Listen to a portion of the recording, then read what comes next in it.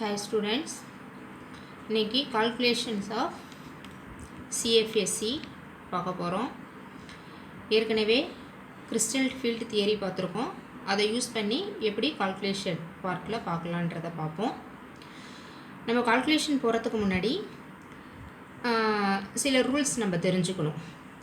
என்ன ரூல்ஸ் அப்படின்னு பார்த்தீங்கன்னா, ஃபஸ்ட்டு இது strong field and strong ligand and weak ligand. இந்த ரெண்டுக்கும் எனர்ஜி கேப் எப்படி இருக்குன்னு பாருங்கள். இந்த ஸ்ட்ராங் லிகாண்டாக இருந்தால் எனர்ஜி கேப் வந்து அதிகமாக இருக்குது. வீக் ஃபீல்டாக இருந்தால் இந்த எனர்ஜி கேப் வந்து கம்மியாக இருக்குது. என்ன ரீசன் அப்படின்னா, இந்த ஸ்ட்ராங் ஃபீல்டுக்கு எலக்ட்ரான் பேராகி இருக்கும். எப்படின்னா, இங்கே 2 எலக்ட்ரான் பேர் இருக்கும், இங்கே எலக்ட்ரான் பேர் இருக்கும். அதே போல் இருந்துச்சுன்னா எலக்ட்ரான் பேர் இருக்கும். அதனுடைய ஸ்பின் வந்து கம்மியாக இருக்கும். அதனால் இதை லோ ஸ்பின் அப்படின்னு சொல்லுவோம். வீக் லிகாண்டில் வந்து எலக்ட்ரான் அன்பேர்டாக இருக்கும். ஒரு எலக்ட்ரான் மட்டும்தான் இருக்கும். அதனால் இது ஹை ஸ்பின் அப்படின்னு சொல்லுவோம். ஏன்னா எனர்ஜி கேப்பும் இதுக்கு சின்னதாக இருக்கும், இதுக்கு வந்து பெருசாக இருக்கும். இது வந்து ஒரு ட்ரிக் மாதிரி நீங்கள் ஞாபகம் வச்சிங்க. ஸ்ட்ராங் லிகாண்டாக இருந்தால் எலக்ட்ரான் பேராகி இருக்கும், லோ ஸ்பின்னாக இருக்கும். வீக் லிகாண்டாக இருந்துச்சுன்னா எலக்ட்ரான் அன்பேர்டில் இருக்கும், ஸ்பின் வந்து ஹையாக இருக்கும். எனர்ஜி கேப்பு இதில் லோவாக இருக்கும், இதில் எனர்ஜி கேப் வந்து ஹையாக இருக்கும். This is the first trick. The second trick, the CFSE value is 0. அது எப்படி இருக்கும்னா, அது ஸ்டேபிளாக இருக்கும். அந்த காம்ப்ளெக்ஸ் வந்து ஸ்டேபிளாக இருக்கும். சப்போஸ் நெகட்டிவாக இருந்துச்சுன்னா மோர் ஸ்டேபிளாக இருக்கும், பாசிட்டிவாக இருந்ததுன்னா அன்ஸ்டேபிளாக இருக்கும். இது நம்ம கால்குலேஷன் போடும்போது புரியும். இப்போதைக்கு இது ஒரு ட்ரிக்காக ஞாபகம் வச்சுக்கோங்க. 0வாக இருந்தால் ஸ்டேபிள், நெகட்டிவாக இருந்தால் மோர் ஸ்டேபிள், பாசிட்டிவாக இருந்தால் unstable. Next week லிகண்டுக்கும் strong லிகண்டுக்கும் DD transition எப்படி நடக்குது அப்படின்னு பார்ப்போம். இப்போது D1 கான்ஃபிகரேஷன் எடுத்துக்கிட்டோம்னா ஒரு எலக்ட்ரான் தான் இருக்கும். டி எலக்ட்ரான் நமக்கு ஏற்கனவே தெரியும், T2G செட்டாகவும் EG செட்டாகவும் பிரியும். நம்ம ஏற்கனவே பார்த்துருக்கோம். அதில் T2G செட் வந்து கிரவுண்ட் ஃப்ளோரில் இருக்கும், இது EG செட் வந்து எக்ஸைட்டடு ஸ்டேட்டில் இருக்கும். ஃபஸ்ட்டு ஒரு எலக்ட்ரான் தான் அப்படின்றதுனால இங்கே T2Gயில் ஒரு எலக்ட்ரான் ஆக்குப்பை பண்ணியிருக்கு. ஸ்ட்ராங் ஃபீல்டுலேயும் அந்த ஒரு எலக்ட்ரான் கீழே தான் இருக்கும். D2ல் 2 எலக்ட்ரான் ஆக்குப்பை பண்ணியிருக்கு. அதே போலவே ஸ்ட்ராங் ஃபீல்டுலேயும் அப்படி தான் இருக்கும். D3 கான்ஃபிகரேஷன் பார்த்திங்கன்னா 3 எலக்ட்ரான் இருக்கும். அந்த 3 எலக்ட்ரானும் T2G செட்டில் 1 2 3ன்னு ஆக்குப்பை பண்ணிக்கும். அதே போல் ஸ்ட்ராங் ஃபீல்டுலேயும் அதே போல் தான் இருக்கும். பட் D4லேருந்து சில பாசிபிலிட்டிஸ் சேஞ்ச் ஆகும். எப்படின்னா 2 பாசிபிலிட்டி இருக்கும். D4ல் சப்போஸ் வீக் லிகாண்டாக இருந்தால், நான் சொல்லியிருக்கேன் ஏற்கனவே, இது வந்து வீக் ஃபீல்டு, இது வந்து ஸ்ட்ராங் ஃபீல்டு. வீக் ஃபீல்டாக இருந்தால் நான் என்ன சொல்லியிருக்கேன், அன்பேர்டு எலக்ட்ரானாக தான் ஆக்குப்பை பண்ணணும்னு சொல்லியிருக்கேன். ஸோ இப்போது அன்பேர்டு எலக்ட்ரானாக ஆக்குப்பை பண்ணியிருக்கு. 1 2 3. இன்னும் ஒன்று வந்து மேலே போயிடும், EG செட்டுக்கு போயிடும். இது வந்து வீக் ஃபீல்டு லிகாண்டாக இருந்துச்சுன்னா. சப்போஸ் ஸ்ட்ராங் ஃபீல்டாக இருந்துச்சுன்னா அந்த 4 எலக்ட்ரானும் எப்படி ஆக்குப்பை பண்ணணும்னா 1 2 3 ஆக்குப்பை பண்ணிவிட்டு அந்த ஒன்று மேலே போகாமல் திரும்பவும் இங்கே பேர் ஆகிடும், T2Gலேயே பேர் ஆகிடும். அதுதான் இதுக்கு 2 பாசிபிலிட்டிஸ் இருக்குது அப்படின்னு சொல்லியிருக்கோம். அப் டு 3 இந்த T2G செட்டில் மட்டும்தான் எலக்ட்ரான் இருக்கும், ஒரே மாதிரி தான் இருக்கும். பட் D4க்கு மேலே போயிடுச்சுனாலே உங்களுக்கு 2 பாசிபிலிட்டிஸ் இருக்கும். வீக் லிகாண்டாக இருந்தால் சிங்கிளாக அன்பேர்டாக இருக்கும், ஸ்ட்ராங் ஃபீல்டாக இருந்தால் பேராக இருக்கும். மேலே EGக்கு போகாமல் இங்கே பேராகிட்டு தான் மேலே போகும். D5 பாருங்கள், D5னா 5 எலக்ட்ரான்.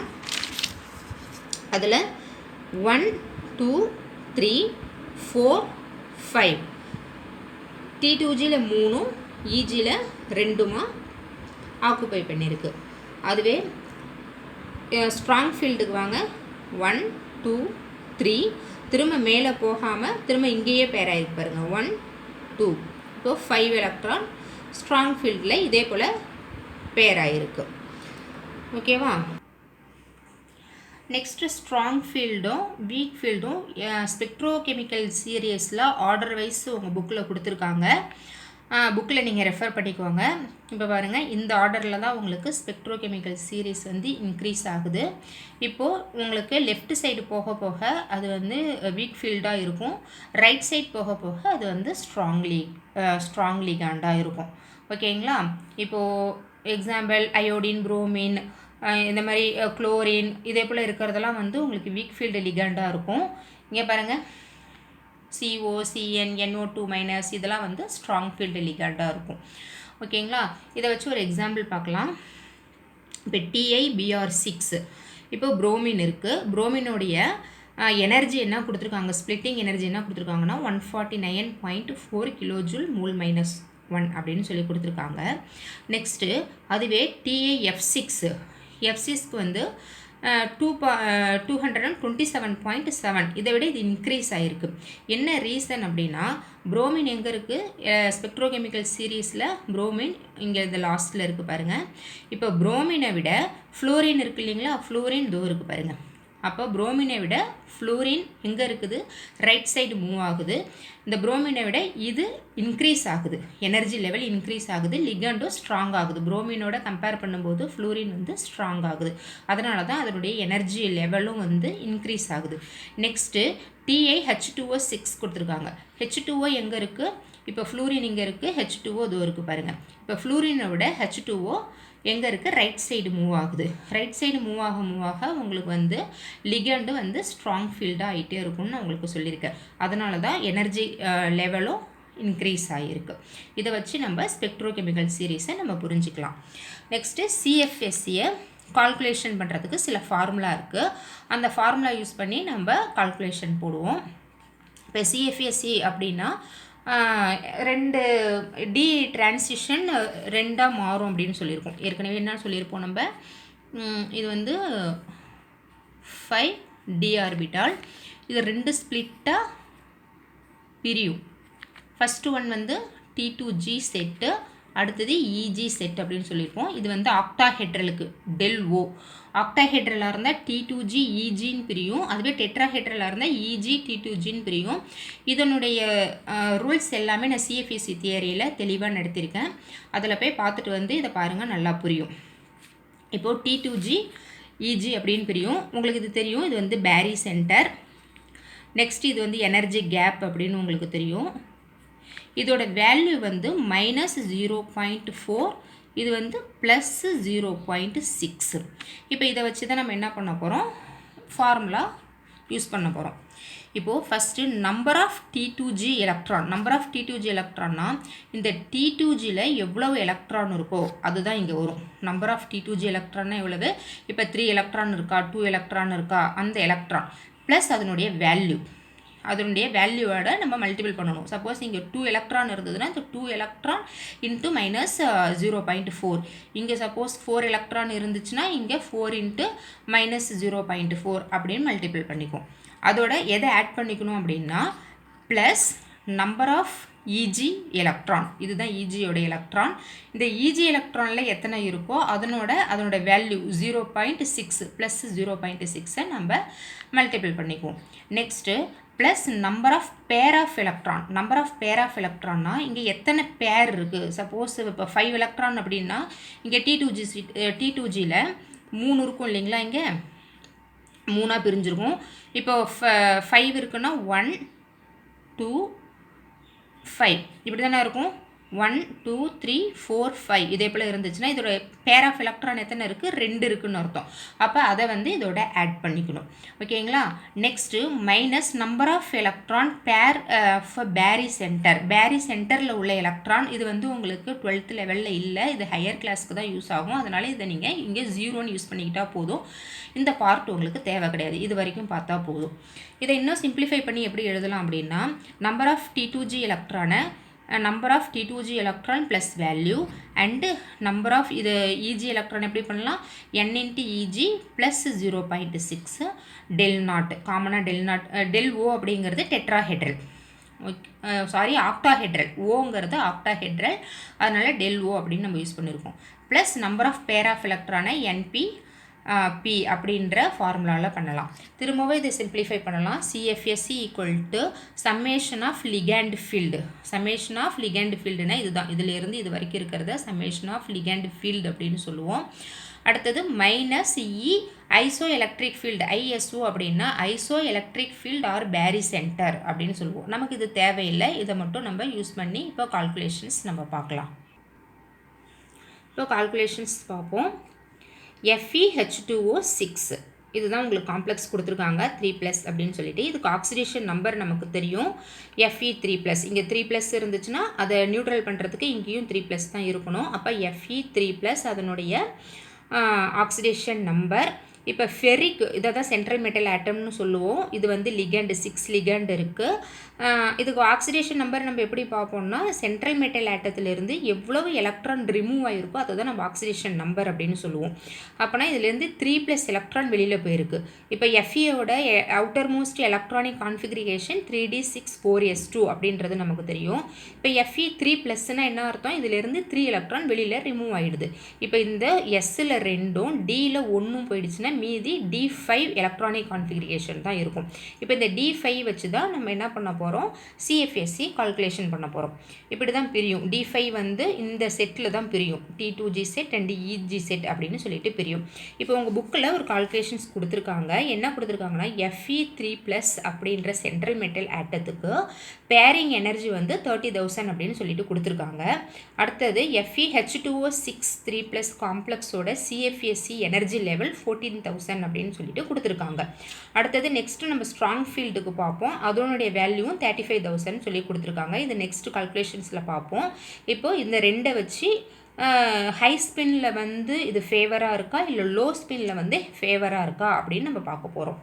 இப்போது FeH2O6 3+ இதுக்கு வந்து எந்த ஃபீல்டில் ஃபேவராக இருக்குது அப்படின்னு பார்க்கணும். இப்போ 2 ஃபீல்டு இருக்கும்.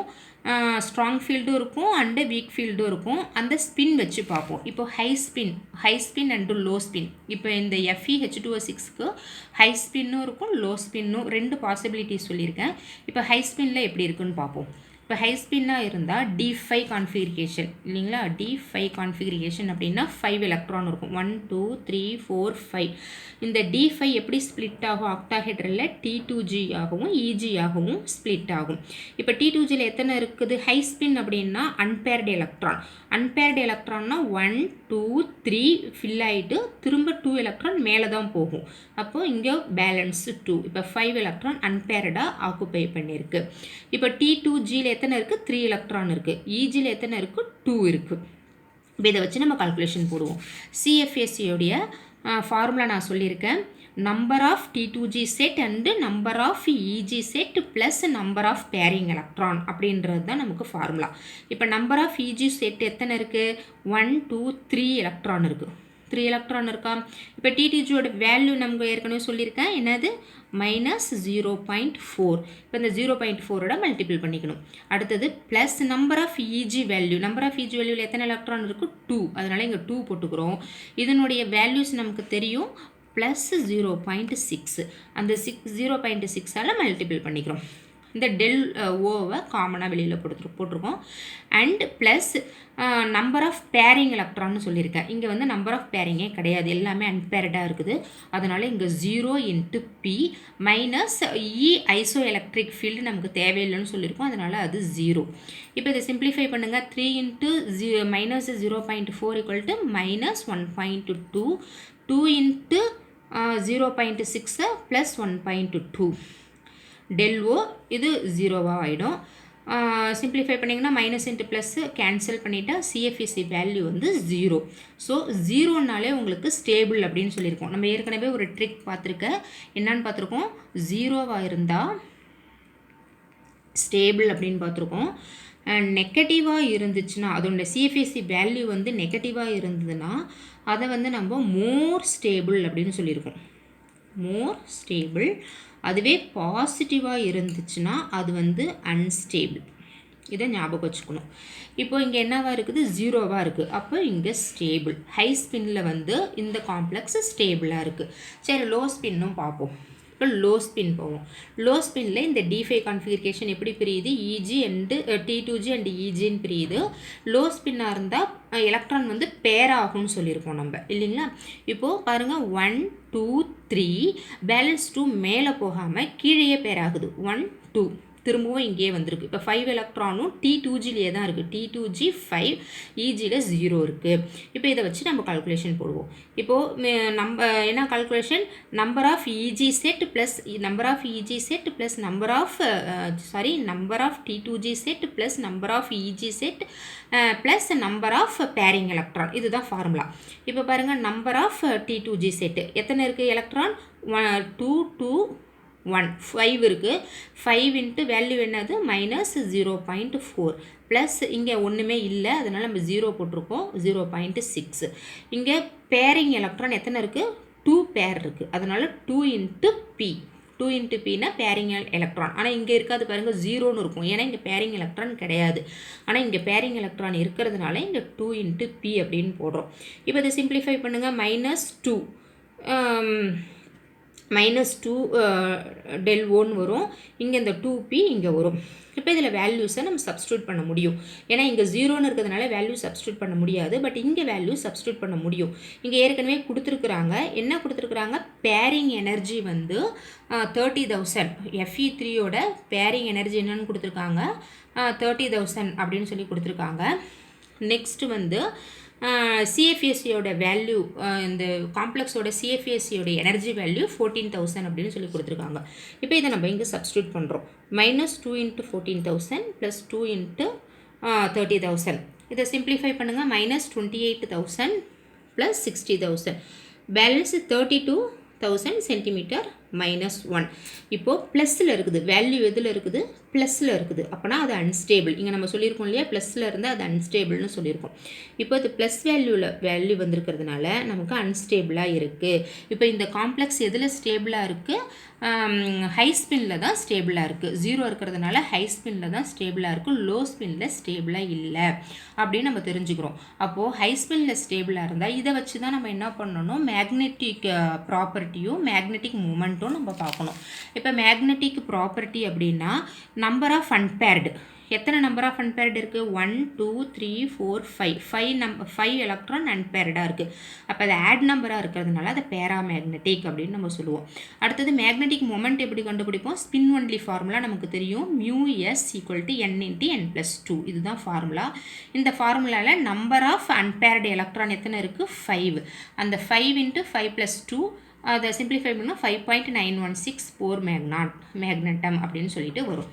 இதுதான் வந்து இந்த FeH2O6 3+ காம்ப்ளெக்ஸோடைய ஸ்டேபிள். அதாவது எதில் ஸ்டெபிலிட்டியாக இருக்குது, இப்போது ஹை ஸ்பின்னில் தான் ஸ்டெபிலிட்டியாக இருக்குது. இப்போது FeCN6 3- இப்போ ஸ்ட்ராங் ஃபீல்டுக்கு பார்க்க போகிறோம். இதில் ஹை ஸ்பின் ஃபேவராக இருக்கா, லோ ஸ்பின் ஃபேவராக இருக்கா அப்படின்னு பார்ப்போம். இதுலேயும் சென்ட்ரல் மெட்டல் ஆட்டம் Fe3 தான்.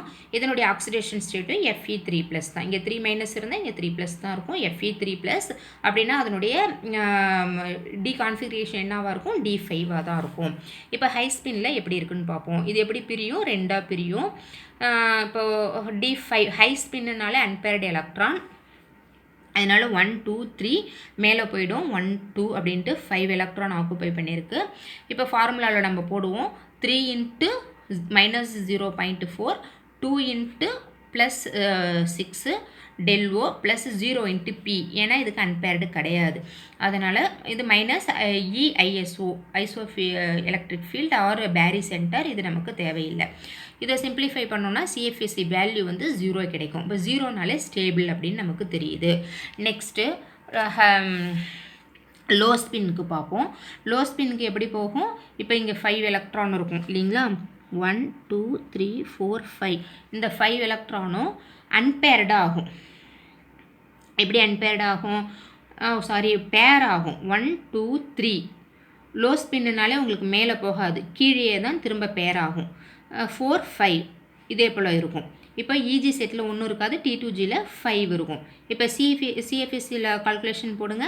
5 இன்ட்டு -0.4 ஏன்னா இதனுடைய value, plus 0 into +0.6 del O plus எத்தனை பேர் இருக்கீங்க, 2 பேர் இருக்கிறதுனால 2 இன்ட்டு பி -0.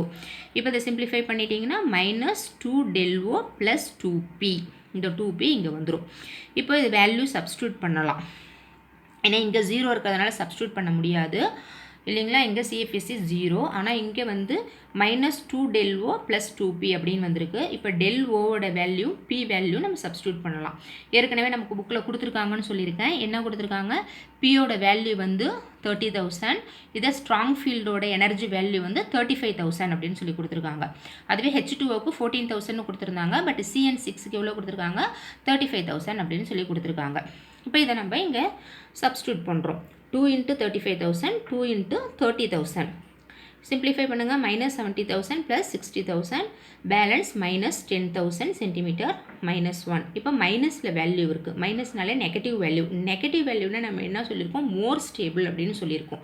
இப்போது இங்கே வந்து இது ஸ்டேபிளாக இருக்குது, பட் இங்கே வந்து மோர் ஸ்டேபிளாக இருக்குது.